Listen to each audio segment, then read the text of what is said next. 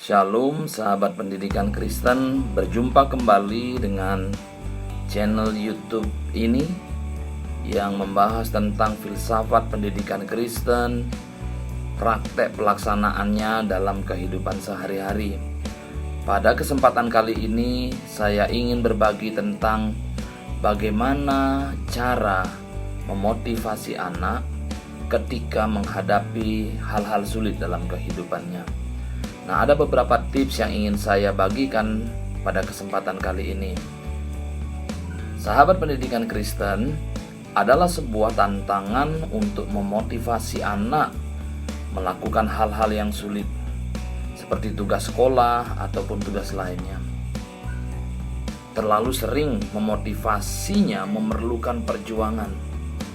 Dengan memberikan motivasi yang benar dan perhatian yang cukup, akan mengubah perilaku anak terhadap tugas yang sulit. Sebagai orang tua, Anda dapat membantu anak mengembangkan motivasi dari dalam, yang kemudian mengarahkannya menjadi orang dewasa yang tabah, tahan terhadap tantangan. Berikut ini adalah 6 tips yang dapat Bapak Ibu Saudara jadikan alternatif untuk memotivasi anak tanpa teriakan. Yang pertama adalah fokuslah pada penguasaan. Sangat dapat dimengerti bahwa orang tua menginginkan hasil terbaik dari anak-anaknya, termasuk mendapatkan nilai yang bagus. Namun penting untuk dipahami bahwa nilai itu tidak dapat menggambarkan pengetahuan anak secara utuh. Anak-anak dapat dengan cepat membiasakan diri mempelajari sesuatu hanya sampai ujian selesai. Setelah itu, mereka melupakan apa yang mereka pelajari. Kondisi ini kontraproduktif untuk membangun motivasi jangka panjang.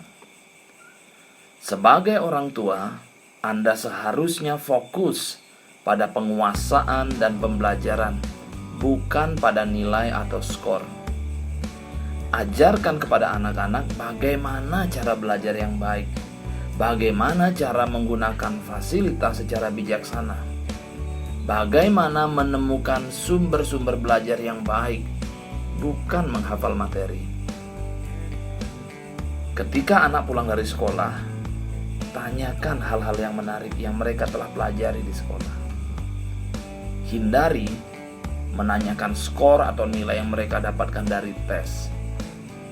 Oh ya, jangan lupa bimbinglah anak-anak untuk membuat komitmen setelah belajar sesuatu. Komitmen berarti mengajarkan anak bagaimana berperilaku di atas pengetahuan yang telah dipelajari. Tips yang kedua adalah berikanlah dorongan. Dorongan yang baik akan membesarkan hati anak-anak. Dorongan yang baik pula akan meningkatkan kepercayaan diri pada anak. Dengan adanya kepercayaan diri yang cukup, anak akan termotivasi dalam melakukan sesuatu, meskipun tugas itu berat.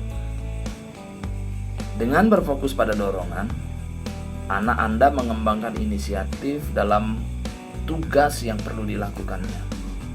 Akhirnya, perilaku enggan atau bermalas-malasan akan teratasi dengan sendirinya seiring bertambahnya usia anak Anda. Tips yang ketiga adalah milikilah harapan yang jelas. Jujur saja, saat ini anak-anak kita ini sedang dibombardir oleh arus informasi yang berseliweran di media sosial ataupun di media-media lainnya. Mereka berada di zaman yang berubah dengan sangat cepat. Tentu hal ini merupakan tekanan bagi mereka, sehingga mereka mengalami kelelahan secara psikologis. Untuk membantu anak Anda tetap fokus dan termotivasi, jelaskan harapan Anda kepada mereka dengan bahasa yang mudah dipahami. Jangan mengatakan Anda akan bangga pada mereka karena berusaha begitu keras di sekolah. tetapi mengernyitkan dahi ketika anak mendapatkan nilai cukup. Konsistenlah dengan harapan Anda, sehingga anak tahu apa yang harus dilakukan. Tips yang keempat adalah kompetisi tanpa membandingkan. Persaingan bisa menjadi kekuatan yang sangat memotivasi. Dorongan perasaan ini, dan jika dilakukan dengan cara yang sehat, dapat membuat anak-anak merasa bangga atas pencapaiannya. Sekedar catatan, cobalah untuk menghindari persaingan dengan cara membandingkan antara saudara kandung atau anggota keluarga lainnya. Bukankah keluarga adalah tempat di mana setiap anak diterima apa adanya? Jadi, jangan pernah membandingkan kelebihan satu dengan kelemahan lainnya. Persaingan dapat menciptakan motivasi, tapi jangan melangkah terlalu jauh. Itu akan sangat berbahaya. Kemudian tips yang kelima adalah ciptakanlah lingkungan yang benar. Terkait tugas sekolah, terkadang materi di kelas tidak tepat untuk anak-anak. Setiap anak memiliki gaya belajar yang berbeda. Tetapi di ruang kelas sangat tidak mungkin bagi seorang guru melayani perbedaan gaya belajar setiap siswa satu persatu. Konsep belajar pada zaman bahula adalah duduk di kursi dengan tegak, tangan dilipat di atas meja, baca buku, tidak boleh lihat kanan kiri. Masihkah model pembelajaran kaku ini relevan? Jika Anda menjawab ya, sebaiknya Anda baca buku tentang jenis-jenis gaya belajar dan multiple intelligence atau kecerdasan jamak. Fokuslah menciptakan pembelajaran yang menyenangkan, sehingga dapat mengurangi kebencian atau rasa frustasi yang dirasakan oleh anak, yang mungkin menyebabkan mereka berperilaku tidak baik. Tips yang keenam atau tips yang terakhir pada kesempatan kali ini adalah komunikasi adalah kunci. Ketika saya masih di sekolah menengah, pembagian rapor itu adalah hari yang sangat menegangkan.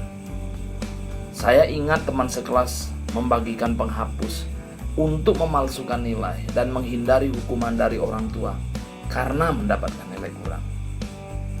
Bagi orang tua, perilaku curang seperti itu menyakitkan. Tetapi cobalah melihat dari akar masalahnya. Anda perlu mengkomunikasikan harapan Anda secara baik sehingga anak memahaminya. Misalnya, Anda dapat berkata, nilai bagus mungkin baik, tetapi karakter yang baik jauh lebih baik dari sekedar nilai. Pengetahuan dan keterampilan akan membawamu ke puncak karir, tetapi karakterlah yang membuat engkau bertahan di puncak karir.